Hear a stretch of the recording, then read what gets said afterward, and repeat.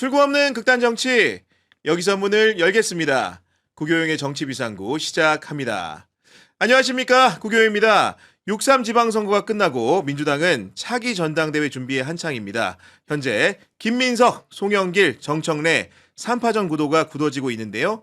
오늘 토요특별판에서는 김용민 평론가, 서영주 평론가와 함께 후보들의 강점과 약점을 분석해보는 시간을 갖도록 하겠습니다. 두 분 안녕하십니까? 네, 안녕하세요. 아, 제가 놀란 게 네. 우리 서영주 선배가 네. 우리 김용민 평론가 오늘 처음 뵌 모양이에요? 처음 봤어요. 아니, 그러니까 어떻게 이렇게... 예. 제가 이제 이런 인싸들의 어떤 범죄에 들어온 지 얼마 안 돼서 아니 무슨 오늘 처음으로 말씀이십니까 좀 뵙게 지금? 됐습니다. 이 정치비상구에서 안 불러주니까 이런 이 소중함을 못 보잖아요. 아니 우리 평론가님 자주 좀 불러줘. 예, 우리 서영주 평론가님 방송을 꽤나 챙겨본다고 아유, 들었습니다. 서영주가 나오면 무조건 봅니다.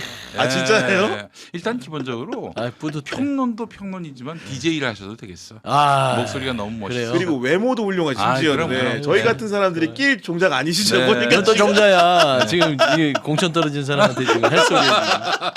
나 어디 가서 얼굴도 못 들고 다니겠고. 아니 그런 말씀 주신 건데 최근에 이제 우리 평론가님이 제작하시는 방송 중에 네, 맞불쇼가 맞불쇼. 상당히 화제인데 아. 이거 누구 아이디어입니까? 맞불쇼, 뉴잼스. 뭐 음. 제가 시작한 거죠. 아니 멤버가 사실 너무 좋아요. 김묘성 씨도 있고 그다음에 이제 신인규 변호사 말할 것도 없고 네, 또 이석현 평론가까지 더해져가지고 네, 굉장히 신선하고 참신하다 네. 이런 얘기 많이 나오거든요. 그렇습니다. 예, 네. 맞불쇼 뭐의 맞불일까요? 네, 아니 그러면 좀 궁금한 게 예. 2주 휴방할 때부터 이제 들어가서 시작을 한 건가요? 그보다 아니에요. 좀 더 일찍 그 했나요? 전부터. 예. 4월부터 시작한 걸로. 아. 5월인가? 네, 가물가물하네. 예. 4월, 그래요. 3월 말. 3월 말부터 예, 예. 했군요. 그냥 올해 네. 시작한 걸로 해요. 네. 올해부터. 아니 왜냐면은 네. 지금 이제 매불 쇼가 비워진 시간에 들어가다 보니까 더 사회적 주목도가 좀 많이 높았던 것 같고 그러면서 이제 사실은 우리 평론가님 안 나오시지만은 네. 세 분이 역할 너무 잘하시니까 예. 시청자군이 완벽하게 형성된 것 같습니다. 예, 그렇습니다. 네. 아유, 저 김용민 TV가 만 넘기가 쉽지 않았는데 요즘 동접자가 만 넘는 건 우습게 기본이고. 넘어요 보니까 예, 보니까. 예, 예. 네. 그리고 저 그 여파를 입어가지고 제가 아침 7시에 또 김어준의 맞불 공장, 맞불 공장, 맞불 공장도 지금 많이 넘어가고 있습니다. 너무 감사할 일입니다. 야, 예. 근데 맞불 잘못 내면 큰일 나는데 보니까. 소방 시설이 잘 돼 있어요. 아, 네. 그렇군요. 네. 예. 아무튼 이제 본격적으로 얘기를 좀 해봐야 되는데 이번 주 한국갤럽 조사를 보니까 이재명 대통령의 직무수행과 관련해가지고 긍정평가가 51%, 부정평가가 41%라는 결과가 나왔는데 여전히 긍정이 부정보다 많기는 합니다만은 이 중대한 집권 2년 차에 그 뭔가 좀 이렇게 이재명 대통령에 대한 지지가 좀 꺾이고 있다 이런 느낌이 들어가지고 걱정하시는 분들 많습니다. 네, 그렇습니다. 뭐 전 국민을 상대로 한 조사는 사실 이제 총선에 근접해질수록 더 주목도가 높겠지만 요즘은 민주당 지지층, 호남 그리고 40, 50대를 보다 많이 보게 됩니다. 여기를 보게 되면은 이 대통령 지지율이 그 국정수행 지지율이 90%가 넘어요. 아, 90%가 넘다. 네네. 네. 그러니까 저쪽에서 떨어질수록 이쪽은 또 똘똘 뭉치는 거죠. 그렇다면 며칠 전에 어느 누군가가 했던 코어 지지층이 등 돌렸다. 이 말은 한마디로 허언에 그치고 만다라는 결론을 내리게 되는 것이죠. 네, 그럼에도 불구하고 이 정부의 그 방향 같은 것들이 중도 실용을 표방하고 있기 때문에 이런 지표라는 것은 뭔가 좀 반성하고 새롭게 채비해서 가야 될 부분도 있지 않겠습니까? 아, 당연하죠. 그러니까 대통령이 이런 지표에 대해서 고개를 숙였어요. 우리 기억하잖아요. 고개를 숙이지 않는 사람은 정청래 전 지도부밖에 없습니다. 네. 그러니까 대통령이 2번 고개를 숙였는데 그거는 무슨 의미냐면 좀 여당 지도부 보고 배우란 소리였는데 네. 그걸 귀뚱을 안 들은 거예요. 사실 이제 이재명 대통령은 길게 보는 겁니다. 긴 싸움을 해야 된다. 지금 현재 시르시험은 오면 5년 안에는 끝나기 쉽지 않고 민주정부 5기가 들어서야 되는데 이번 지방선거에서 국민들이 뭔가 우리에게 회초리를 들었다. 맞아, 불편한 감정을 보였죠. 네. 보였죠. 그러면 그거를 제대로 알고 들어가야 되는데 우리가 계속 개혁의 기치만 센 소리만 해서는 안 되고 그릇을 좀 크게 써라. 2번이나 얘기했어요. 근데 그래서 걷어찼어요. 그렇죠? 그러니까 사실 이재명 대통령은 다음 총선을 교두보로 해서 재집권을 향하는 어떤 그림을 그리고 있는데 지금 정청래 지도부와 그 팀 김어준은 네. 뭘 하고 있냐면 일단은 우리가 주도권을 잡아야겠다. 그러니까 이게 점점 지경을 높일수록 이 짠물 지지층을 교육시켰던 이 집단에서는 손실이 만만치 않거든. 떠나는 거예요. 사실 이것도 떠나고 다 지지층도 여러 떠나고 가지가. 그다음에 본인의 어떤 그 이 빅스피커의 그 영향력도 떠나는 것이 굉장히 아쉽죠. 근데 그렇게 하면 안 돼요. 야, 근데 진짜로 어떻게 보면 좀 멀다면 멀다고 할 수 있겠지만은 또 가깝다면 가까운 게 금방이에요. 총선 대선 금방이거든요. 금방이에요. 우리 지지자들 중에 상당수가 불안감을 호소하는 분들이 생기기 시작했어요. 제 말이 그 말이에요. 네. 지금 재집권을 하지 않으면 상상해 보세요. 어떻게 될 것 같아요? 다시 윤 어게인이라는 세력이 아직도 장동혁을 위시로 해서 친윤 세력이 있는 것이고 지금 숨지기고 있지만 총선에서 뒤집어져서 예를 들어서 의석수를 뺏겨요. 그러면 국정주도권을 레임덕이 올 것이고 그렇죠. 그다음에 이제 재집권을 향한 대선을 할 건데 그게 하면 이재명 정부에서 그리고 해왔던 것들이 완전히 무너지고요. 뭐 검찰개혁 그 중요한 게 아니에요. 집권 뺏기면요 검찰개혁 다시 돌아옵니다. 금방. 아니 그러니까 월상복구죠. 제 말이 그거예요. 네. 길게 보고 저 민주정부 5기가 나야만 한 10년 정도 통해서 검찰을 완전하게 해약하고 운영되고 해야만 다시 바꿀 수 없는데 이거 한 5년에서 검찰개혁하고 집권해서 뺏겨봐요. 재집권 못하고. 아 도루묵이에요. 그래서 제가 지금 정청래 지도부가 하는 게 이게 뭐 근시학적이고 앞에 있는 것만 지금 탐하는 너무 날것의 그 좀 그 뭐라고 해야 되죠? 수준이 낮은 정치를 네. 하는 거라서 대통령을 흔들면 안 되는데 그래서 제가 좀 화가 난 거예요. 야, 이제 정청래 대표는 우리가 이겼다라고 했잖아요. 선거 직후에. 그런데 이제 그게 동의가 안 되니까 김어준 총수는 이렇게 이야기합니다. 우리가 진 게 아니다. 아, 진 게 아니다. 네. 살짝 후퇴를 해요. 진 게 아니다. 저는 이번에 선거에서 진 것은 정청래 대표가 고의로 졌겠는가 뭐 다들 이렇게 이야기하는데 그 고의로 진 게 아니면 어떻게 이렇게 그냥 이재명 이름 석자만 돼도 이길 수 있는 선거를 이게 허망하게 질 수가 있는가? 이에 대한 답을 찾지 못해요. 어떻게 봐야 됩니까? 전 그게 참 이해가 안 되는데 저는 이런 고약한 생각을 좀 해봤습니다. 선거에서 져서 이재명 대통령 지지율이 떨어지고 국정 동력이 상실되면은 결과적으로 그게 누구에게 이득이 될까? 국민의힘이 이득을 얻을 일은 없어요. 왜냐하면 거기는 일단 당장 차기 대권 주자가 잘 그림이 잡히지도 않을 뿐더러 네. 그 민주당의 위기가 국민의힘의 기회가 되기에는 국민의힘이 너무 망가졌고 지금 내란의 늪에서 헤어나오질 못했어요. 그러면은 결국에는 김어준의 기회가 아닌가 하는 생각이 듭니다. 보십시오. 지금 코어 지지층 그걸 홀대하지 말라 이 얘기를 하고 있는 거 봐봐요. 그러니까 이 기회를 이용해서 다시 한번 과거의 지지층을 무시하는 그런 정부는 아무리 민주정부라도 동력을 얻기 힘들다. 그 유시민 씨가 그런 말을 했다고 합니다. 아직 공개되지 않은 멘트인데 아니 건물을 지으려면은 증축을 해야지 재건축을 했어야 되겠는가. 그러니까 자기들이 만들어 놓은 그 20년 친문 기득권 세력이 쌓아놓은 이 토대를 흔들지 말고 그 위에 증축을 하라 이런 얘기예요. 예, 이거는 이제 결국 그 건곤일척의 싸움이 올 8월 전당대회다라고 8월 얘기했는데 17일에. 예. 네. 근데 정말 이 당의 주도권은 누가 갖는가 여기서 판가름이 날 것 같습니다. 계속 친문 중심의 주도권으로 이어간다면 이 당은 뭐 2년 후에 일을 어떻게 하냐 그러는데 2년 후에도 이보다 더 나은 성적을 얻긴 어려울 것이고 만약에 이재명 대통령 정부가 확실히 주도권을 쥔다. 그러니까 다시 말해서 친문 20년 주도권이 이제 말하자면 이재명 대통령 이른바 친명 세력에게 넘어가게 된다 그랬을 경우에는 저는 여기서부터 이재명 집권 1년 차가 된다고 봅니다. 네. 네. 결국 이제 우리 평론가님 말씀 같은 경우에는 그래서 이번 전당대회가 너무나 중요하다. 이재명 정부의 성패를 가르는 전당대회가 될 것이다. 그래서 이런 말씀 해주고 계신 건데요. 저도 한마디만 더 하자면은 그 지금 사실은 정당 정치인들이 정치를 주도해야 합니다. 근데 지금 친문 기득권 세력은 김어준이라는 책임질 일도 없고 장 외에 있는 사람이 지금 저 주도권 경쟁에 나섰단 말이에요. 이게 무슨 일이 벌어지느냐? 그러면 김어준은 야당이 되는 게 좋아요.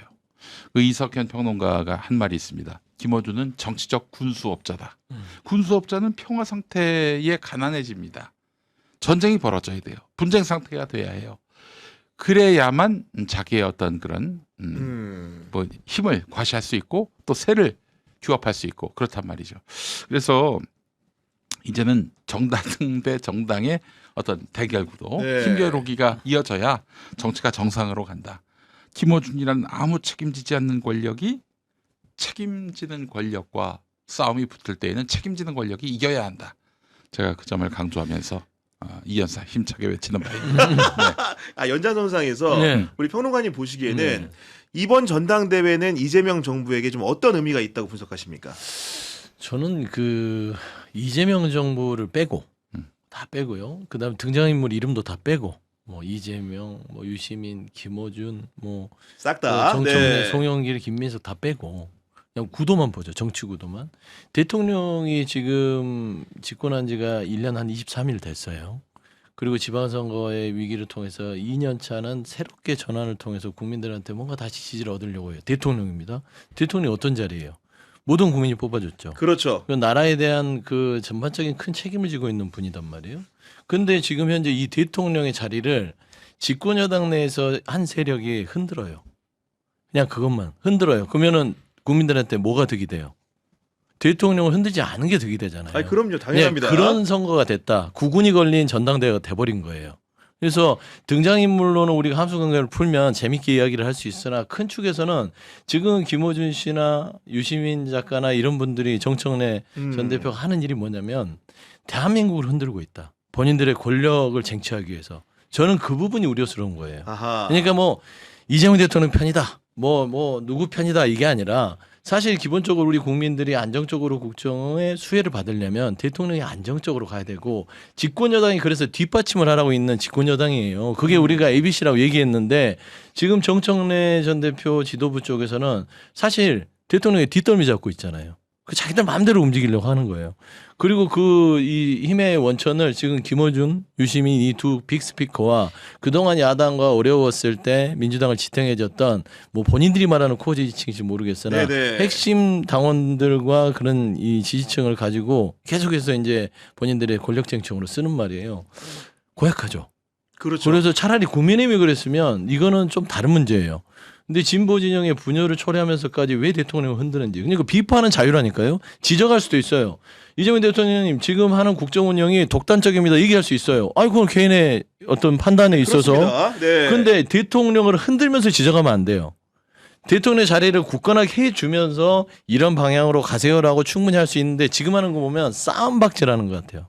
그러면 그들한테 묻고 싶어요. 당신들이 얻고 싶은 게 뭡니까?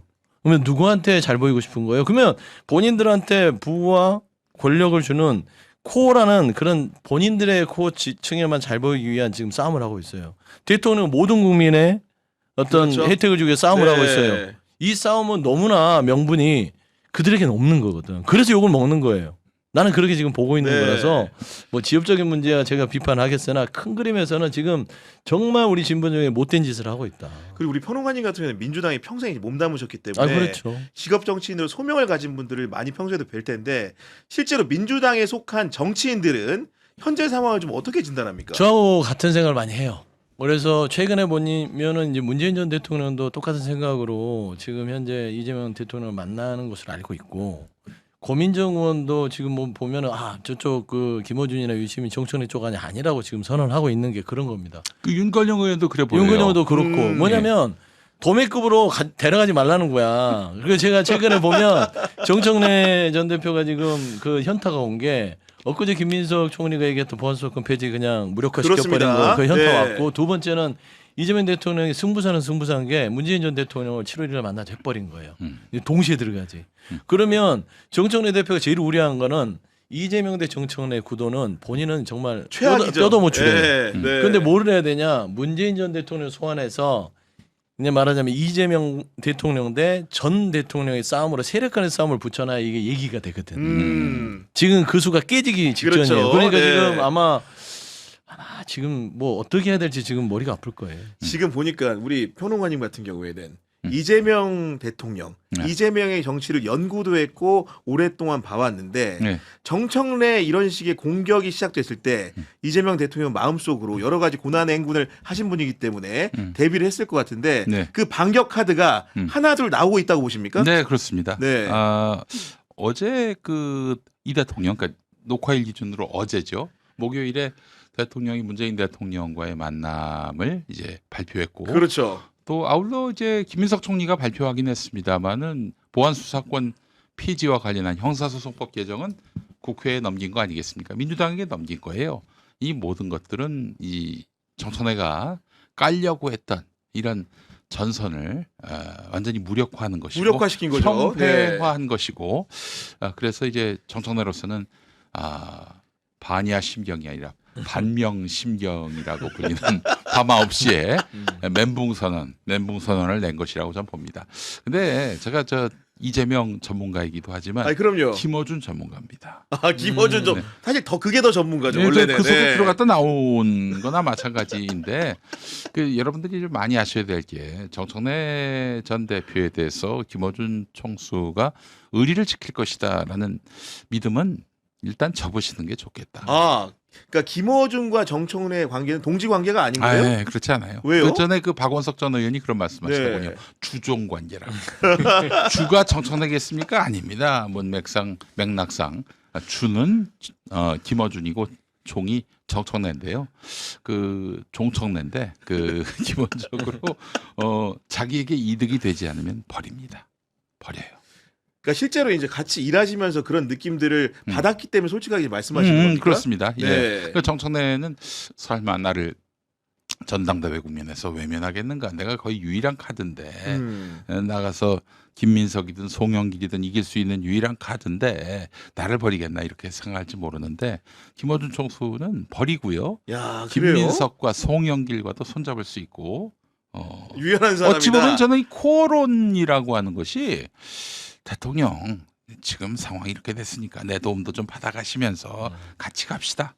이 프로포즈라고 저는 생각을 합니다. 막 정청래 혼자 청와대를 상대로 그 깃발을 들고 막 공격 태세에 접어들었지만은 그러나 제가 봤을 때는 지금 오늘 그 녹화일 기준으로 오늘 금요일? 아침에 네. 살짝 김민석을 띄우는 발언을 하더라고요. 우리 평론가님 들으시기에는 네, 그렇습니다. 네. 이 김어준 총수는 여러분 장사꾼의 정체성을 잊으면 안 됩니다.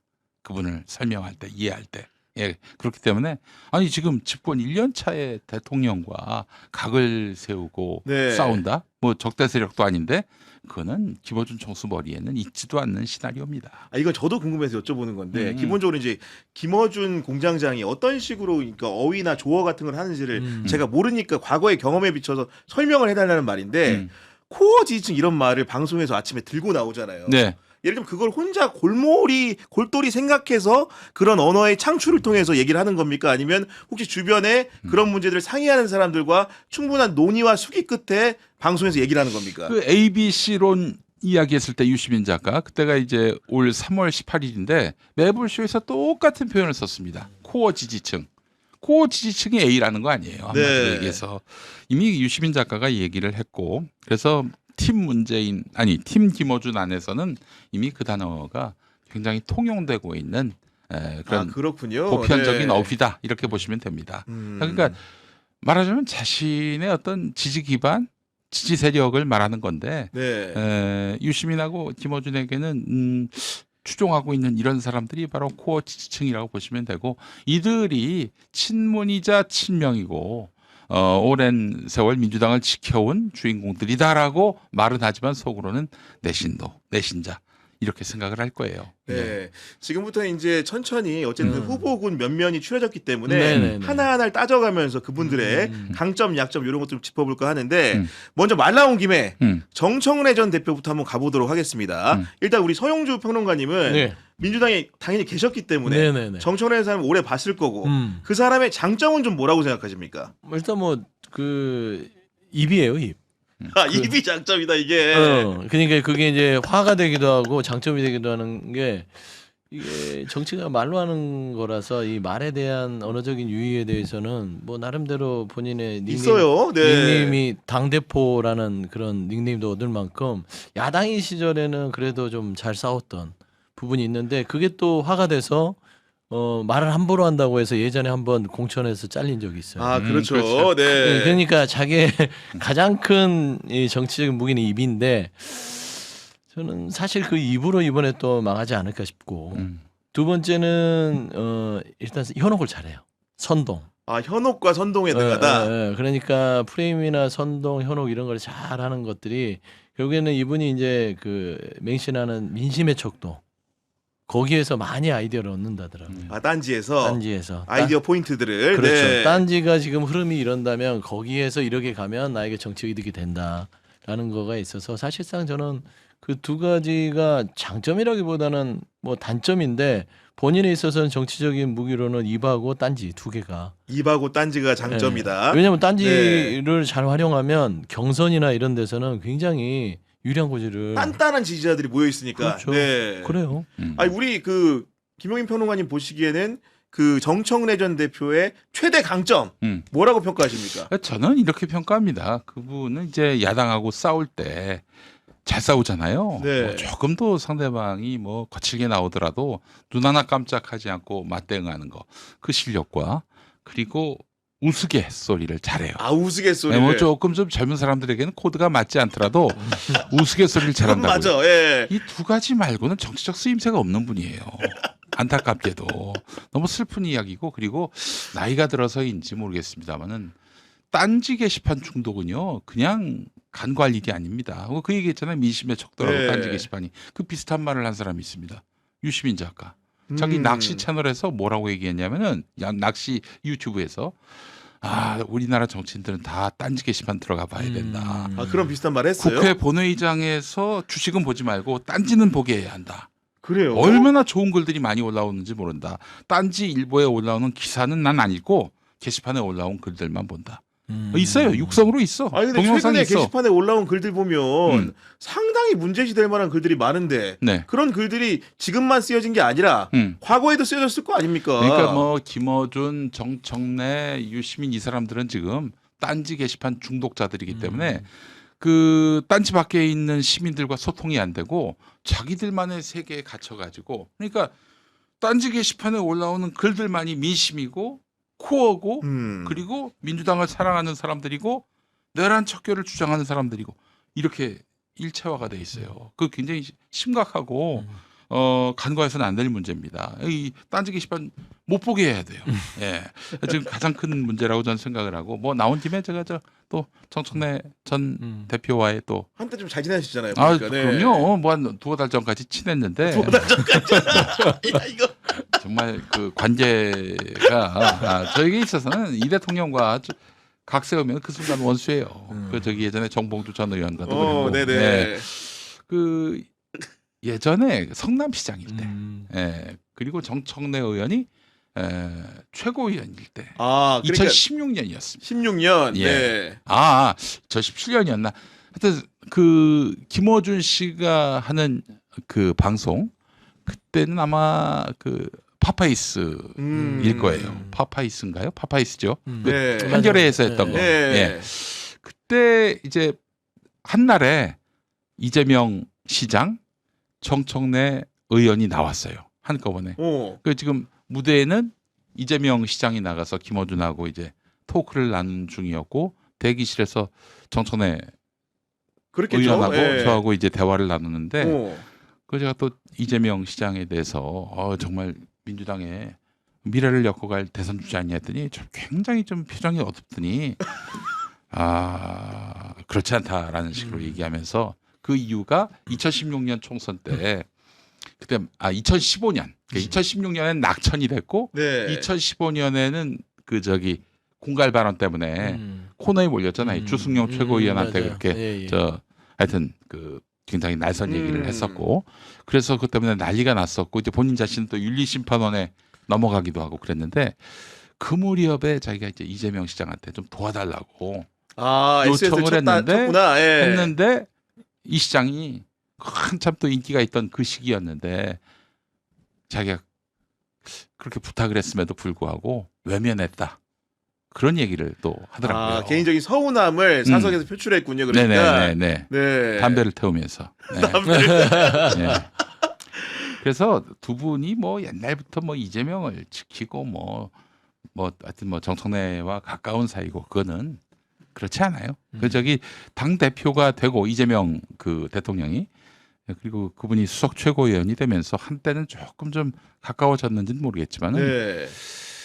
예전 정통 이후로는 그러니까 정동영과 통하는 사람들 이후로는 가까운 사이는 아니었다. 그러니까 그 예전에 가까웠다가 멀어졌다가 또 이제 당 대표하고 최고위원으로 만나면서 가까워지는 이런 여러 가지 이제 부침을 경험을 했다는 설명이신 것 같습니다. 들어보니까요. 네네네. 말씀 주신 건데 네, 뭐 정말 저 정청래 대표가 말하는 것처럼 너무 정말 가장 많이 속 이재명 깊은 얘기하고 뭐 예를 들면 대통령을 뭐 위해서 네. 뭐 자기가 뭐 전생을 다 걸고 뭐 정치의 유일한 목적인 것처럼 얘기하는데 이거는 택도 없는 소리예요. 그러니까 한 몸이래잖아. 네, 그러니까 그런 말씀 이제 주시는 건데 아니 누구 노무현 퀴즈 이제 웃었습니다. 그 당시 그 저기 노무현 대통령한테 얼마나 이 날선 얘기 많이 했는데. 예. 그러니까 이제 아마도 정치사를 길게 두 분은 아시기 때문에 그런 식의 평가 포인트들이 생기는 것 같고 어쨌든 간에 이제 정청래 하면 생각나는 건 굉장히 선명한 이미지 뭐 개혁적인 이미지 정도는 갖고 가는 것 같은데 쌈딱 이미지예요. 쌈딱 이미지 이런 건데 재밌는 것도 하나 더 네, 넣어드리죠. 이런 유머와 네. 그런 개혁성, 선명성 이런 건데 이런 그 선명한 정책과 관련된 특히 검찰 개혁으로 대표되는 이런 이미지가 이번 전당대회 때도 표를 가진 권리 당원들한테 어필 포인트가 될 수 있을까요? 어필 포인트를 만들려고 했던 거죠. 네. 그 프레임을 계속 드리블을 했어요. 그러니까 보안 수사권, 검찰 개혁. 제가 이걸 가만히 보면서 아니 이재명 대통령이나 이재명 정부가 검찰 개혁 안 한다고 한 적이 있어요? 한 번도 없죠. 다 했잖아요. 네. 다 추진해서 차곡차곡 수사국에서 분리했죠. 인지 수사 폐지했죠. 다 그다음에 검찰에 대한 조직도 다 정리했죠. 남은 건 보안 수사권이었어요.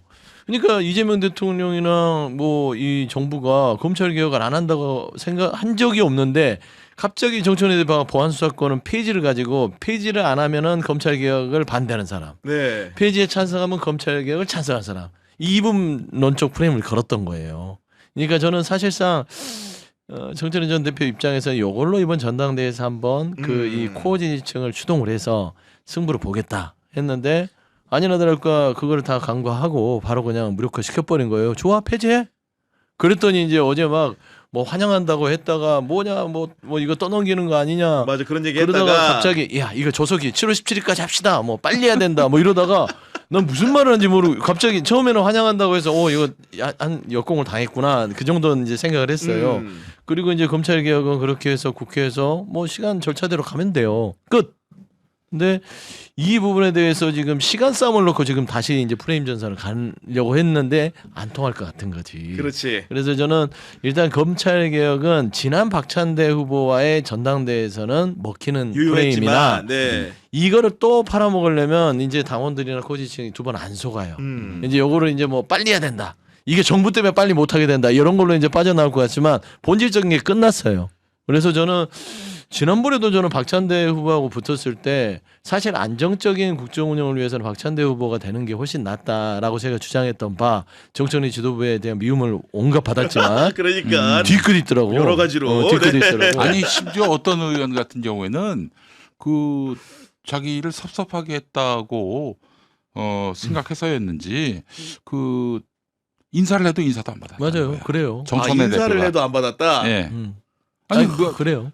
복도에 둘이 지나갔는데 인사했는데도 그냥 좀 뒤끝이 있더라고. 하여튼 그랬는데 그때는 구도가 보면은 선명성이 필요했어. 내란 청산과 검찰 개혁이라는 그랬죠, 네. 그런 첫 시박점이었기 때문에 저는 당원들이 사실상 안정보다는 조금 선명한 조금 그 개혁 이미지로 전 정청래 대표를 뽑아줬다면 이번에는 아니에요. 이번엔 아니다. 이걸 갖고 또 들어와서 이거 마무리하겠다. 뭐 했어 1년 동안 이렇게 하는 사람이 더 많을 그렇지. 거고. 네. 1년 동안 뭐 했어. 그다음에 이 대통령이 이거를 프레임을 알고 저는 정부에서 그래 폐지해. 그리고 책임은 당신이죠. 하니까 이제 제가 재밌는 게 본인이 하지는 못하니까 자 이제 범 야권 모두가 힘을 합쳐서 도장 찍어. 내가 그거 딱 보고 야 혼자 책임 독박스니까 안 되니까 이제 범 야권으로 여권으로 가는구나. 그래서 하여튼 뭐 그런 재밌는 풍경을 보는데 정치가 우리가 얘기하지만 운칠기삼이잖아요. 그렇죠. 그러니까 그런 거예요. 정청래 대표가 지난번에 대표가 될 수 있던 건 운이에요. 왜 운이냐면 내란 청산 검찰개혁이라는 과제가 딱 민주당 앞에 있고 본인 새로운 정비에 이미지랑 있으니까 딱 맞았어. 예. 딱 맞아 떨어지니까 갔던 거예요. 그 법사위원장으로서 그렇지, 그걸 했었고. 보여준 선명성이 또 하나의 자산이 됐고. 자산이 됐죠. 이게 네. 이제 운이에요. 운이 맞아 떨어진 건데 이번엔 지방선거를 놓고 봅시다. 그러니까 운이란 건 본인이 어쩔 수 없지만 운이 나쁘게 지방선거를 사실상 졌어요. 참패했어요. 그러면 운이 나빠서 본인이 연임을 하고 싶은데 이겼으면 당연히 연임의 명분이 섰겠지. 졌으면 안 해야지. 그렇지. 그렇잖아요. 예. 운이 좋아서 대표 됐으면 운이 나쁘면 대표를 안 해야 되는 거야. 근데 이제 어거지로 밀어붙이니까 지금 운이 다 했는데 어거지로 가면 어떻게 되느냐면 난리 부러집니다. 아 부러진다. 아니 사람이 이게 그러면 보통 우리가 운이 다 했는데 무리하잖아요. 그러면 사업 망하고 건강해지고 뭐 사단 나는 거예요. 아니 그런다니까요 보통. 아니 그리고 제가 하나 덧붙여서 여쭤보면은 이게 통상적으로 이제 목요일에 제가 오락가락하는 메시지를 보다 보니까 이분이 메시지 관리 같은 경우에 통상적으로 정치인들 중에는 많은 참모들과 상의 끝에 메시지를 내는 사람이 있고 어떤 분 같은 경우에는 본인 감각대로 이렇게 글을 올리는 분들이 있는데 전자와 후자 중에 정청래는 어떤 본인 사람인 감각대로 겁니까? 본인 감각대로 하는 거예요. 예. 네, 본인 감각대로 즉흥적인 게 많아요. 그리고 어제도 즉흥적인 게 네. 흐름을 보세요. 오후 3시. 6시, 7시, 오후 9시 딱 이렇게 끝내거든요. 네. 보통 사람이 페이스북 그렇게 안 씁니다. 그러니까 이제 감정이 표출된 거잖아요. 그래서 감정이 표출된 동안 자 모여봐. 자 오늘은 내가 어떻게 감정을 표출하지 이러지 않잖아. 그렇지. 그래서 저는 배설해 버린 거구나. 예. 어제는 진짜 심각한 현타가 왔을 거다. 그러니까 이제 것이다. 시작할 때는 환영하다가 점점 낯빛이하고 현타가 오는 거야. 생각해 보니까 이거 아니야 이거 네. 지금. 당했네 이런 거. 네. 그래서 어제 그 연달아 올린 SNS 글만으로도 정청래는 끝났다 얘기하는 사람도 있어요. 아 네. 맞아요. 그런 상황 그 대변하는 모습들을 보니까 그럴 것이다. 네. 근데 그럼에도 불구하고 정청래 전 대표의 기회 요인이라고 한다면은 본인이 당 대표를 하면서 권리당원 1인 1표제라는 또 제도를 구축함으로써 뭔가 본인에게 우호적일 수 있는 환경을 만들어놨다 이런 얘기도 들리거든요. 글쎄요. 그 서영주 소장님 네. 어떻게 보세요? 1인 1표제가 정청래에게 지금 이 시점에서 도움이 될까요? 별로 그 아젠다는 도움이 안 될 것 같아요. 도움 안 왜냐면 된다. 1인 1표제의 네. 그 시초는 이재명 대통령. 이재명 대통령이고 이재명 네. 대통령이 해놓은 거를 마무리한 거지 본인이 1인 1표제를 만들어서 통과시킨 게 아닌데 괜히 1인 1표제는 내가 했습니다 그런 순간 뭘 네가 해 이런 식이 되거든. 또 검찰 개혁 얘기를 했는데 그 요즘엔 검찰 개혁이라고 하지 않고 이런 표현을 쓰더군요. 또찰 개혁. 또찰개혁. 그 문재인 정부 때부터 계속해서 날마다 검찰 개혁 얘기했는데. 뭐만 하면 나오니까. 근데 보세요. 공수처 만들면은 이 검사들 다 저기 혼내줄 수 있다. 정치 검사들 혼내줄 수 있다. 이랬는데 만들었어요. 어떻게 누가 됐습니까? 혼났습니까 지금? 예. 그리고 뭐 저 검수 완박하면은 또 정치 검사들 준동을 막을 수 있다. 아니 그래놓고는 등 집어넣어 가지고 전면적으로 수사권을 다시 윤석열 행사할 정부 수 때. 있게 네. 만들기도 했고요. 또 아울러 그 수사권 정권 넘어가니까 다시 다 복원이 되더라. 이런 결론이 또 나게 됐고요. 이제 와가지고는 보안 수사권 폐지하면은 진짜 검찰 개혁 된다. 안 믿어요 이제는. 하루 이틀이지. 그 도리어 정권이 넘어가면은 아무리 제도적으로 훌륭하게 완비를 하더라도 결국 구멍이 난다. 과거로 네. 돌아갈 수밖에 없다라는 것들을 온 국민이 알고 있는 마당에 자꾸 검찰 개혁 갖고 그걸로 또 장사해 먹는 거 그 모든 게 만물에는 유통기한이라는 게 있어요. 어느 정도라 했지 아직까지도 그걸로 그냥 내세워서 국민들의 절대적 여망인 양 이렇게 호도하는 정치인들 좀 각성하시기 네. 바랍니다. 아니 추미애 지사는 지금 경기도정에 좀 몰두하셔야 되는데 왜 난데없이 여기 또 참전하셨는지 이해를 할 수가 없겠고요. 그리고 저하고 이름이 같은 김용민 의원도 좀 적당히 하실 필요가 있겠다는 생각이 듭니다. 이 본인 관심만큼 국민들이 관심을 갖지 않아요. 이렇게 민주정부 만들어줬는데 그래서 검찰 개혁할 수 있게끔 적극적으로 뒷받침해주고 의회도 그렇게 만들어줬는데 그래놓고 자꾸 국민들한테 뭐 이렇게 요구하는 게 많아요. 지쳐요. 이제는 피로감이 느껴집니다. 다음에는 뭐예요? 다음 검찰 개혁 방안은 그 검사 전원 해고입니까? 그러니까 진짜로 이제 응? 이런 얘기까지 나올 정도로 네. 좀 물린다는 표현이 물려요. 적절할 것 같은데. 그리고 또 보안 네. 수사권 완전 폐지 이게 갖고 있는 맹점들이 얼마나 많이 솔직히 지적됩니까? 있죠. 사례로 등장을 하잖아요. 네. 실제 사례로. 아니 저 정청래 의원은 뭐 보안 수사권 폐지가 뭐 정말 절대 진리인 양 우리 민족이 나아갈 바라고 생각하는 것 같은데 그 당장 최측근인 장경태한테 가서 한번 물어보세요. 보안 수사권 싹 없앴더니 어떻게 무슨 일이 벌어졌는지. 네. 그렇잖아요. 그 저기 경찰 단계에서 물론 검찰로 아직 넘어가서 수사가 이루어지고 있는 단계긴 하지만은 그 송치될 때만 하더라도 경찰 내에 보안 수사가 깡그리 무시당했어요. 자기가 요구했던 것들. 그 상황이 온 국민의 상황이 된다면은 과연 거기서 발생되는 이 부조리와 불의는 없는지 그걸 생각하고 이 또찰 개혁을 추진하고 있는지를 묻고 싶은 거예요. 아니, 그럼에도 불구하고 정청래 전 대표의 이 반전 포인트라고 사람들이 많이 여기는 부분들은 결국은 우리 진영 내 가장 큰 스피커들의 지원을 받는 후보로 알려져 있기 때문에 김어준이나 유심이나 최욱이 도와줌으로써 뭔가 또 다른 기회를 만들 수 있다. 이런 식의 예측을 하는 분들도 있거든요. 그렇죠. 그런데 이제 저는 보는 건 정청래 전 대표 좀 불쌍하긴 해요. 그러니까 결국 그 앞서 3명 뭐 네. 김어준, 유시민, 뭐 최욱 최욱 앵커까지. 씨까지 예. 뭐 최욱까지는 모르겠으나 최소한 김어준, 유시민은 이게 그 정청래 대표는 하나의 도구예요. 그가 정말 지도자로 세워야겠다라고 그들은 생각하지 않을 거예요. 그들이 제가 보기에는 생각한 사람은 조국이에요. 그러니까 조국이라는 사람은 지도자상이지만 정청래 대표는 그냥 가서 행동대장하고 길을 터라. 뭐 길을 터놓으면은 이제 납시오 하면서 이제 가는 거거든요. 통합을 통해서. 그러니까 네. 왜 저는 정청래 전 대표 본인 스스로 정치적으로 죽을 길을 왜 이렇게 애써서 가는지를 모르겠어요. 본인은 조국 치우고 대권 주자 될 수 있다고 생각하는 거야. 그렇게 생각하고 있어요. 어, 실제로. 이게 이제 혹시나 나에게도 기회가 올 수 있다. 아니 그렇죠. 아, 네. 그런 걸 건데 어. 이건 정치적으로 사망할 가능성이 저는 높다고 보는 것이고 저는 이 그 정청래 대표에게 기회가 올 수 있다는 거는 유시민 작가의 이제 발언들이 얼만큼 선동적으로 이 지지층에 먹히느냐. 근데 지금 그 뭐 이 먼저 미리 그 녹화한 게 도운 거를 보면 네. 대통령한테 독단적이라는 단어를 써요. 2번인가 쓰더라고요. 물론 정확히 들어봐야 되지만. 네, 들어봐야 내용은. 되지만 네. 그런 독단적이라는 내용을 썼다라고 돌고 있고 그 다음에 심지어 이 우리 편에 버리면은 이게 이제 망한다 이런 얘기를 쓴단 말이에요. 그러면 이게 과연 이번 전당대회 소구가 될 것이냐? 저는 아니라고 봐요. 그래서 저는 최대한 대통령이 봤을 때는 문재인 전 대통령을 그 뭐 문조 거기에서 덜어내고 그 다음에 그 이 검찰 개혁이라는 이 명제를 드러내면 네. 사실 쓸 카드는 없어요. 유능하진 않거든 정청래 전 대표가 1년 동안 유능하진 않았어요. 보여준 것들을 비춰봤을 그냥 때. 이 대부분 이 선동하고 자극하고 이런 것만 했던 것뿐이라서 그러면 유능함으로 승부를 하려고 그러면 미천이 없을 거다. 그래서 저는 사실 초반부터 게임이 좀 한 50%는 끝나고 들어간 게 아닌가라고 저는 그런 판단하시는 거고. 저는 개인적으로 그래 네. 판단해요. 난데없이 평택을 얘기해서 죄송한데 평택을의 정청래 대표가 왜 김용남 전 의원을 공천했을까? 이 미스테리는 풀고 가야 아니 그렇죠. 네. 다음 그림이 보인다고 저는 보는데 한 2가지 시나리오였어요. 첫 번째 이 김용남이 그래도 저쪽 당에서 넘어온 사람이고 하니까 이렇게 뭐 조국 당선을 위해서 제물로 갖다 쓰는 뭐 그런 용도로 진영 내 소고령은 없을 것이다. 그렇죠. 네. 이제 공천을 했다는 것 첫 번째.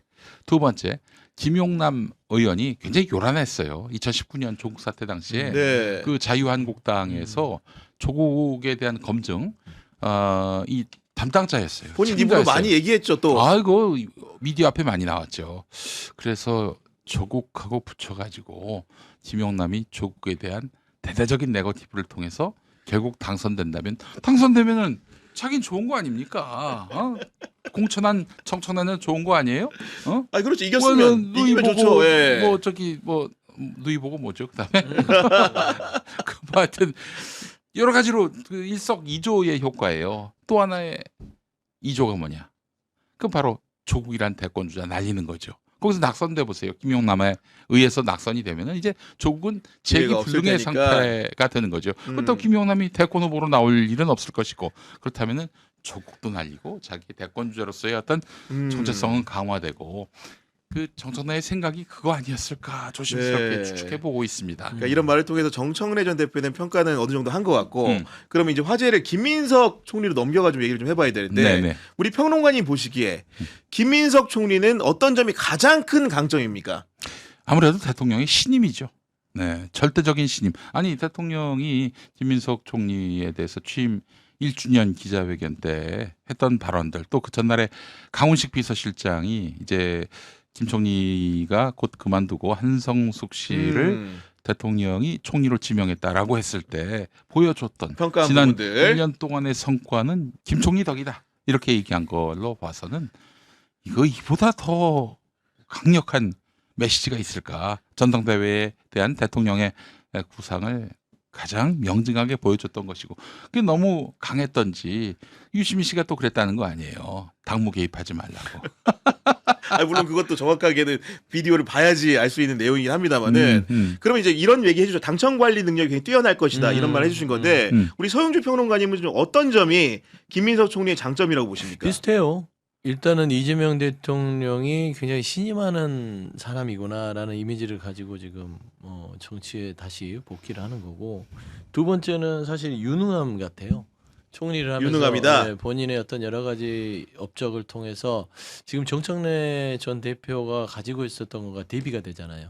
그러니까 안정성과 어떤 유능함을 좀 느낄 수 있는 그런 정치적인 이미지를 줘서 저는 그게 이제 전대 과정에서 전투력은 좀 모르겠으나 최소한 상품은 안정적인 상품으로 좀 이미지 메이킹이 가능한 사람. 근데 저는 이제 걱정되는 포인트는 김민석 총리가 잘 싸울 수 있을까? 그러니까 그런 부분들을 걱정하시는 분들 많아요. 왜냐면은 분명히 싸움 딱 정청래는 크던 작건 계속 싸움을 걸 텐데 그렇죠. 어떻게 응대할 것인가. 그러니까 멱살을 잡을 수 네. 있을까? 그런 생각이 좀 드는 거죠. 그래서 이제 송영길 의원이 참전을 하게 된 계기들이 아마 그런 약점 포인트들이 존재하기 때문이 아닌가 싶어요. 아, 네. 싸움은 송영길이 하고 그렇죠. 아니 뭐 싸움은 송영길이 잘하니까. 예. 아 그보다 잘할 수가 없죠. 일단은 그 일단 등치도 싸움을 잘하게 생기셨어요. 체급- 보니까 지금. 체급이- 체급이 높아 일단. 체급이 네. 정청래 전 대표하고 송영길 의원하고 뭐 무게도 진짜 실제로도 체급이 더 많이 나가지만 네. 일단은 이게 시원하게 질러요. 물병을 그냥 물병을 그냥 아니 근데 그리고 이제 김민석 총리 얘기 다시 돌아보면은 네. 많은 분들이 또 약점으로 지적하는 거는 결국은 2002년도 대선 때 그 노무현 전 대통령과의 관계에서 파생된 불신 네. 이런 것들을 아마도 이제 많은 지지자들이 기억을 하고 있고 이 부분들을 당원들의 표심을 가르는데 영향도 줄 수 있지 않겠느냐 이런 관측도 있거든요. 네. 근데 도리어 지금도 그런 얘기가 나오잖아요. 2002년 대선 당시에 정몽준과의 단일화 때 마중물 역할을 한 사람이 바로 민주당에서 정몽준 쪽으로 간 김민석의 이렇게 접합을 역할이 할 때는 있지 네. 않았는가 그런 얘기도 나오고 어쨌든 그 일로 인해서 18해 동안에 김민석 의원은 정말 광야 생활을 야인 생활 걷게 됐고요. 네. 그 와중에 사람이 많이 다듬어졌다고 생각합니다. 제가 또 가장 놀랐던 부분은 뭐냐면 총리로 일하면서 말이죠. 에이펙 정상회의 이거 다 저 김민석 총리가 한 거거든요. 그렇습니다. 네. 실무적으로 다 준비를 했고요. 그 경주 아닙니까?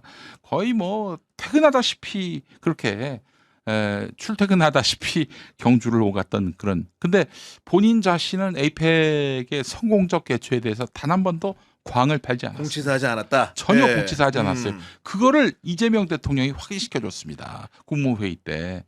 이런 거 봐서는 대통령의 신뢰가 더욱 공고해졌다. 여기서 또 하나 제가 또 히든 히든 스토리를 예. 또 말씀을 드리자면은 이제 사실은 수석 최고위원이고 당 대표일 때 그렇죠. 그 김민석 총리를 이재명 대통령이 알아본 거 아닙니까? 그래서 집권하자마자 바로 총리로 세운 것이고요. 그 신임이 이미 공고했는데 1년 거치면서 더욱 두터워졌다라고 볼 수 있을 텐데 그때 일입니다. 그때 전당대회 때. 전당대회 때. 사실은 김민석 수석 최고위원을 만든 사람은 바로 이재명 대통령입니다. 그렇잖아요. 이 대통령이 왜 이렇게 김민석 후보는 표가 안 나와. 안 나오느냐 이렇게 얘기하는 순간 치솟아 올랐단 말이죠. 자 그때 어떤 후보 측에서 저한테 연락이 왔어요. 누군지 알 것 같아. 예. 누군지 말 안 해도 알아 예. 그거는. 아니 내가 누구라고 얘기 안 했는데 어떻게 합니까? 저기 저 미키 루크라고 이상호 씨라고 네. 그 저 노무현 대통령 선거 운동했었고 양말을 팔던 그 이런 제조업자였는데 나중에 정치 무대에 깊숙이 개입을 해가지고 나중에는 아마 저 정통들 정동영 현재 통일부 장관이 이제 참여정부 때 네네. 대권 주자로 이제 레이스를 달릴 때 도와줬던 분으로 알고 있는데 그분을 방송에 나오게 해달라. 제가 하는 오. 유튜브에 나오게 해달라. 네. 그래서 김민석을 씹을 그런 기회를 달라. 예, 이렇게 저한테 얘기했던 기억이 납니다. 제가 누구라고 얘기 안 했는데. 예. 그런데 이번에도 그분이 이제 활동을 시작했다는 얘기가 있어요. 그분이 또 저기 정청래 대표하고 과거에 깊은 인연이 있거든요. 그런가요? 네. 그래서 정청래가 싸움닭으로 그분을 앞세우는 것이 아닌가 하는 그런 전망이 네. 나옵니다. 아니 그리고 이제 그 야인 생활 18년에 대해서 여러 가지 평가들인데 한편 정말 대단한 거죠. 정치를 하면서 뭔가 달지 않고 18년을 참는다는 거는 정말로 어려울 것 같은데 저는 또 반대로 생각을 하면은 18년을 참으면서까지 자리를 누렸다는 것. 뭐 표현이 격합니다만은 네. 그랬다는 건 또 약간 좀 이렇게 숨기고 있는 게 좀 많지 않을까. 아니 근데 정치인들이 예. 다 한 칸씩 숨기고 있죠. 그래서 약간 지금 보이는 모습이라는 게 뭔가 안정적이고 얌전하고 다 그런 위주로 보이지만 우리 18년 때 광야 생활을 통해서 축적된 그 표면적인 태도가 아닌가 이런 생각도 약간 의구심이 들거든요. 예. 그게 앞서 이제 김용민 목사께서도 얘기했지만 김민석이라는 정치인이 많이 깎였어요. 본인이 이제 2002년도에 다듬어졌다. 김민석과 네. 다듬어졌다는 거지. 그만큼 이제 유연해지고 웬만한 어떤 어려운 상황에도 그 쉽게 어떤 본인의 판단이 튀지는 않는다. 가볍게. 네. 무게감이 있어졌다는 거는 인정해야 될 것 같아요. 그게 아마 안정감을 주는 것 같고 이재명 대통령 스타일은 뭐냐면 지금 현재 내가 국정을 이렇게 새롭게 이재명식으로 만들어보고 싶은데 그거를 이해하십니까? 라고 묻고 있는 거예요. 주변 참모들이나 정치인들한테. 그랬을 때 저는 김민석 총리는 그거를 물론 자기도 마음에 안 드는 게 있겠지. 그럼에도 불구하고 꼭 참고 그래. 아, 인내한다. 지금은 이재명 대통령의 시간이다. 그게 없는 게 지금 유시민 작가나 정청래 대표나 김어준. 김어준 씨예요. 아. 그러니까 누구도 보면은 정확한 이재명 지적이시- 대통령 마음에 안 드는 거 있지. 당연하죠. 없겠어요. 우리도 찾아보면 하나씩은 다 있죠. 다 있죠. 솔직히. 한 2개 정도, 3개 정도 있어요. 근데 그럼에도 불구하고 지금 이재명 대통령의 시간이기 때문에 그가 추구하는 이 대한민국의 상을 갈 수 있도록 도와주자. 라고 해야 되는데 그거 뭐 잘난 체 하느라고 뭐 이제 이게 잘못됐고 말이야 독단적이고 우리 편 버리면 이거는요 사실 이 아직 이 말하자면 다듬어지지 않은 사람들이에요. 그러니까 김민석 총리는 그런 면에서 조화롭고 안정적이란 네. 말이 그런 편이고 본인이 갖고 있는 큰 꿈은 제가 알 바는 아니나 있겠죠. 있는 게 또 당연히. 나쁜 건 아니고. 네. 그래서 저는 그런 부분에 있어서 이게 이번 전당대회에서 어떻게 평가될지 다만 멱살을 잡을 수 있을까? 그런데 그게 이제 약점 포인트. 보태서 하나 더 여쭤보면 사실은 민주당의 당 대표가 된다라는 것은 차기 대선에서 대선 후보 물망에 오른다는 의미가 되는데 보시기에 네. 김민석 총리는 차기 대선 후보가 될 만한 정치인으로 평가하십니까? 저는 그 정도는 올라와 있다고 봅니다. 네. 그러니까 사실 그 18년 동안 그 고초를 겪으면서 온 이유는 아마 그런 꿈들을 버리지 않았기 때문이지 않을까. 그리고 다듬었던 이유도 그런 꿈들을 위해서 부지런히 자기를 깎았던 게 아닌가.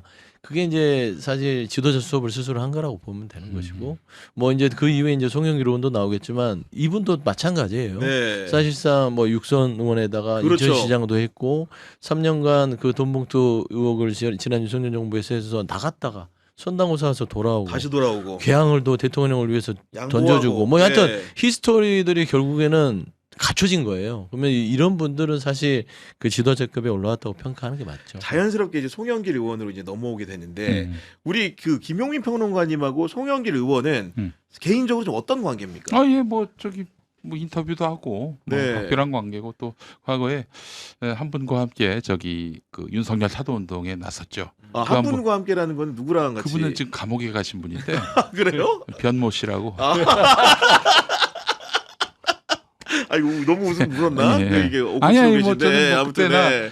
지금이나 뭐 저기 송 대표님 저 해가지고 윤석열 타도 운동 벌인 건 잘했다고 생각을 합니다. 네. 감옥에 간 건 좀 너무 안타깝긴 해요, 사실은. 아니 그때 본인이 상당히 어려울 때 사실 어떻게 보면 같이 만나서 윤석열 타도 운동을 하신 건데 그렇죠. 그럼 어떻게 보면 정말 민낯을 가장 많이 볼 수 있는 예를 들면 지금이야 배지 달고 당대표 할 때야 주변에 네. 참모들도 너무 많고 한데 네, 네. 그때 혈혈단신 혼자 다닐 때고 아유 그때 밥도 뭐 순대국밥 먹고 이랬을 거 아닙니까 지금. 너무 좀 네. 슬프고 안타깝고 그랬던 부분이 뭐냐면은 이분이 이제 서울중앙지검 앞에서 네. 그 농성을 했었습니다. 근데 뭐 누가 보좌진이 옆에서 함께 언론도 안 와. 예. 그렇죠. 뭐 경호를 한다든지 혹은 뭐 옆에서 뭐 편의를 뭐 이렇게 돌봐준다든지 그런 거 없이 혼자 계셨거든요. 그러니까 그 서울중앙지검 앞에는요 온갖 형태의 시위대들이 다 옵니다. 특히 야. 극우 시위대들도 많이 오는데 모멸을 많이 뭐 나가셨구나. 징글징글한 민주당 인사 아니에요. 네. 저기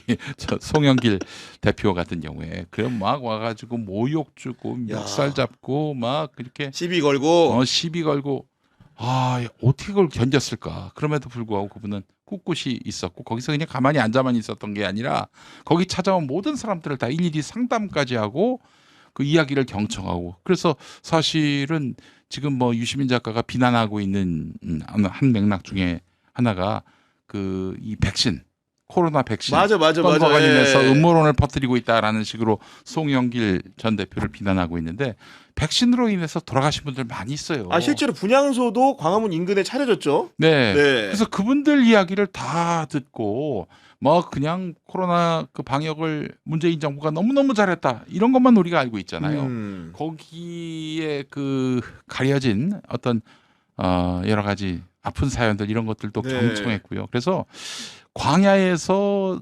송영길 정치인이 매우 크게 네. 이제 지평이 넓어졌다.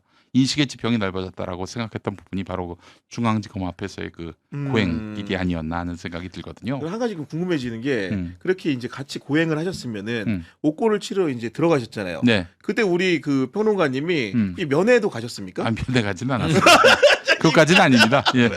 그 정도 사이까지는 근데 아니다 지금. 네. 면회로 이제 따질 건 아니고 사실상 보면 송영길 의원이 이번 전당대회에 뛰어들게 된 배경들을 좀 우리가 봤을 땐 정청래 전 대표의 연임에 따라서 내가 나서겠다였어요. 맞아요. 연동돼 있었어요. 그러니까 네. 이게 송영길 의원이 생각하는 것은 이거 정청래의 연임 도전은 대통령 흔드는 거다. 뭐 대통령 흔들리면 나라가 흔들린다. 그리고 집권 세력인 우리 진보정이 흔들린다. 이 딱 명확한 거였어요. 그래서 그걸 조건을 걸었더니 또 친청에서는 그런 뭐 우스운 결정이 어디 있냐. 그게 왜 웃어요? 엄청난 고민이지. 그렇지 않습니까? 그렇습니다. 네. 3년을 고생하고 이제 복당했는데 또 전당대회 뛰고 싶겠어요. 힘들지.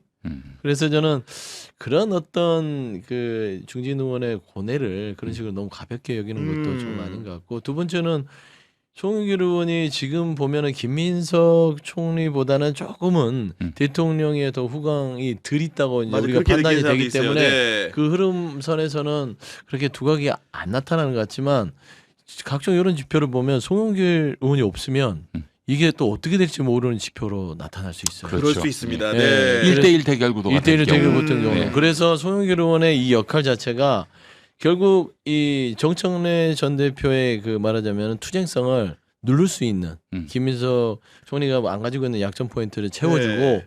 유능함도 송영길 의원은 가지고 있어요. 뭐 외교 안보 쪽뿐만 아니라 전직 대표입니다. 그렇죠. 대표도 한번 해봤고. 대표를 해봤어요. 네. 그래서 그런 측면에서는 사실 3자 구도로 가는 것들이 만에 하나 혹시나 그런 일이 있어서는 나라가 굉장히 흔들리겠으나 정청래 전 대표의 연임이 이루어지는 일이 없도록 하는 가장 중요한 지금 장치 역할을 할 수 있다. 그 네. 소장님 네. 그 전에 이 대통령이 송영길 대표를 청와대에서 만났을 때 그렇죠. 네. 형님 힘듭니다 도와주십시오라고 얘기했다는 거잖아요. 그래요?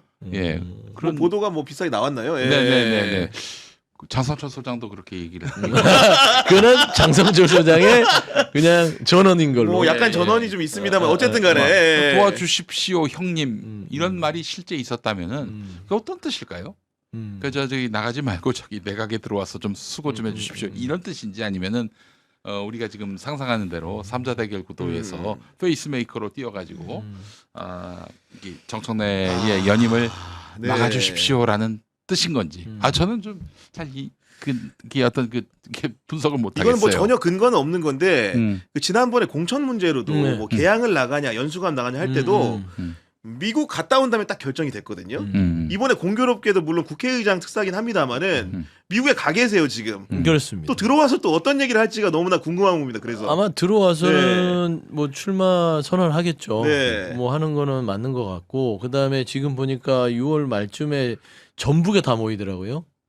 예, 청년 당선자들 관련돼서도 있고 네. 전북에 김민석 총리, 정청래 전 대표 이렇게 모이니까 아마 여기도 송영길 의원이 갈 것 같아요. 그러면 그때쯤이면 이제 3자 구도로 확실하게 될 것 같은데 저는 송영길 의원이 지금 현재 무슨 페이스메이커 정도로 지금 다들 평가할 수 있으나 저는 아닐 수도 있다. 아닐 수도 있다라고 저도 보는 건 그렇습니다. 네. 이게 두 가지를 다 가지고 있어요. 그러니까 개혁에 대한 투쟁성에 대한 그런 강력한 힘도 있고 전직 대표 그다음에 본인이 다선 의원과 이 행정 경험을 했던 그런 유능함도 같이 갖고 있는 복합적인 그런 이 정치 지도자라서 어떻게 될지는 이제 끝까지 가봐야 알 것 같다. 그러니까 네. 그 본인도 그런 얘기를 했다고 하더라고요.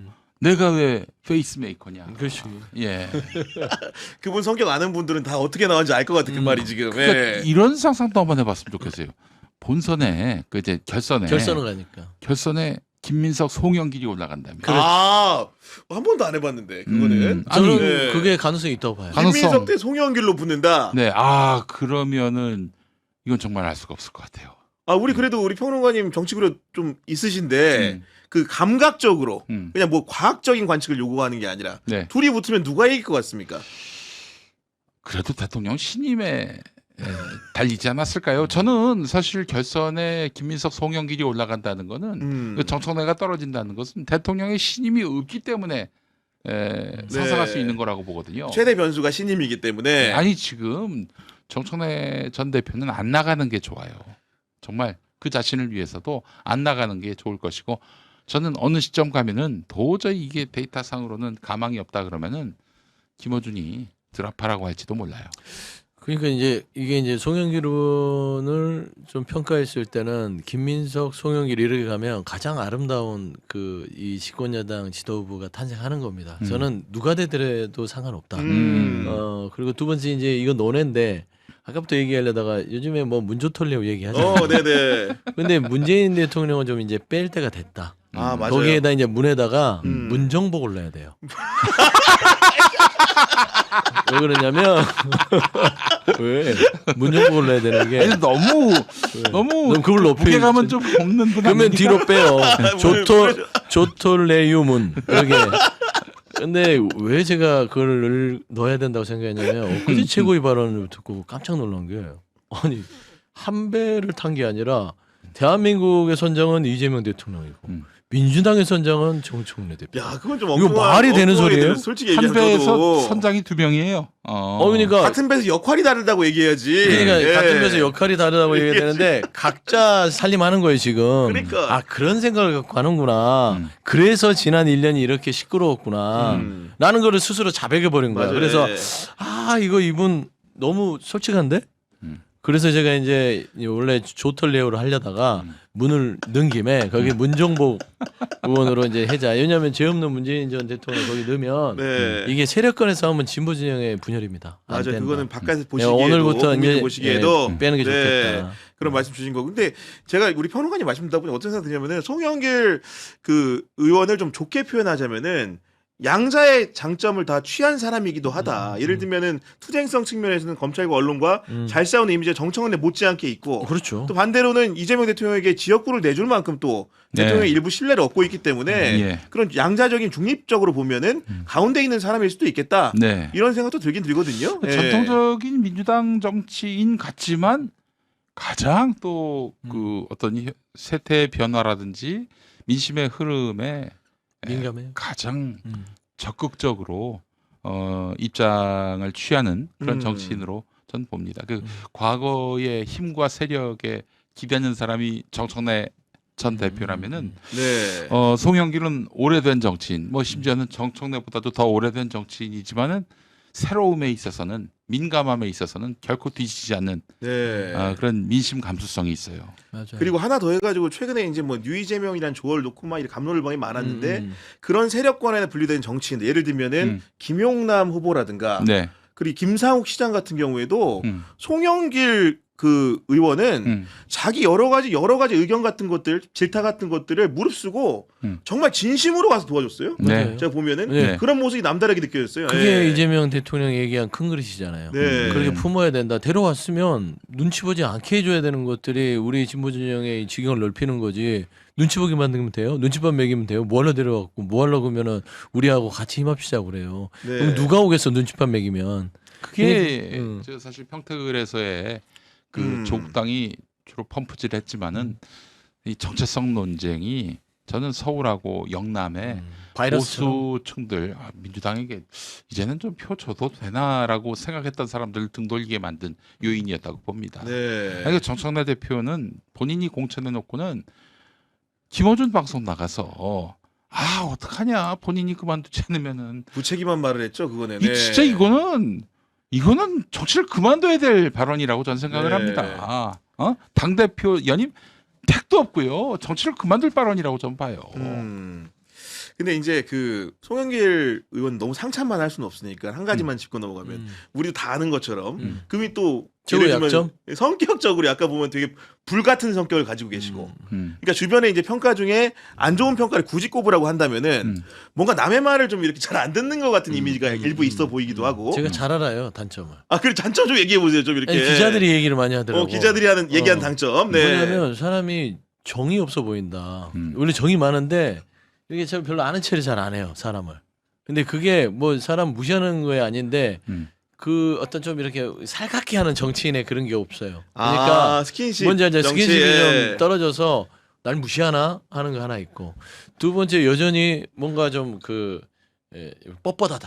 뻣뻣하다 그치 그걸 예. 많이 평가를 받잖아요. 예. 근데 송영길 의원 입장에서 제가 들어보니까 왜 그래 뻣뻣해요 그랬더니 너 많이 우리는 되게 뻣뻣하냐고 이런 게 있어요. 그래서 이런 부분들은 또 타고난 품성이라서 어떻게 빨리 고쳐지려나 모르겠고 세 번째는 아는 게 많긴 해요. 맞죠 예. 근데 아는 게 많은 거를 너무 아는 것처럼 얘기하면 안 된다. 왜냐하면 알아도 모른 척 할 수 있어야 된다 보통 이런 거를 정치인이. 잘난 척으로 느껴지지 않게 그냥 박씨가시군요 정도까지만. 맞습니다. 네 그런 이제 지적을 좀 해주신 건데 끝으로 이제 우리 현호님한테 여쭤보면 네, 이건 소소한 건데 좀 택도 없는 사람들에 대해서 도저히 신뢰할 수 없는 사람인데 가까이 하시는 경우도 간혹 있더라고요. 맞아요. 그냥 다 그냥 가까이 해. 정확한 지적이네. 예. 내가 그 실명을 얘기하면 또 고소를 할 수 있기 때문에 내가 얘기 안 하는데 좀 사람을 좀 가려서 만날 필요는 있겠다. 아니 뭐 누구나 다 만나야겠죠 정치인이. 그런데 네. 택도 없는 인간들은 좀 걸을 필요가 있겠다. 주변의 평판도 그러니까 이게 좀 되게 웃긴 게 네. 되게 무정해 보이는데 굉장히 정이 많은 사람이에요 어떻게 보면은 그렇죠. 그러니까 다 들어주겠지 그런 사람 얘기를 그래서 네. 이 형사범죄를 저질러 가지고 감옥 갈 일이 있을 것 같은데 내일이냐 모레냐 그 차이만 있을 뿐. 네. 아무튼 두 분은 이렇게 얘기 들어보니까 네. 여러모로 많은 분들이 이제 선택에 참고가 되시지 않을까라는 네. 생각을 하면서 오늘 방송 마무리해 보도록 하겠습니다. 네. 지금까지 김용민 평론가, 서영주 평론가와 함께했습니다. 경향TV는 내일 오후 4시에 인물 비상구로 돌아옵니다. 여러분들의 많은 시청 부탁드리고요. 오늘도 긴 시간 시청해 주셔서 감사합니다. 감사합니다. 감사합니다.